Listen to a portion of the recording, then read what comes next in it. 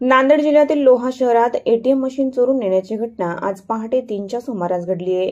लोहा शहरातील नागरिकांच्या सोयीसाठी मुख्य रस्त्यावरील छत्रपती शिवाजी महाराज चौकात बसवण्यात आलेल्या इंडिया कॅश बँक प्रायव्हेट या कंपनीचे एटीएम मशीन आज पहाटे 3च्या सुमारास चोरट्यांनी चोरून नेले आहे।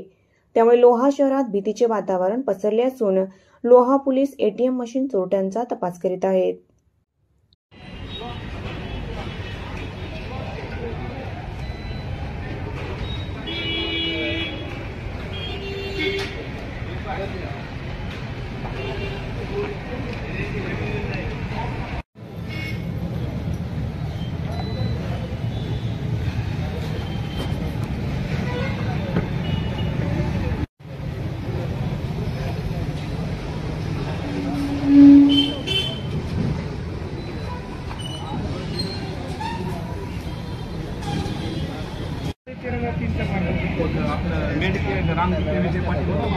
विजय पाटाची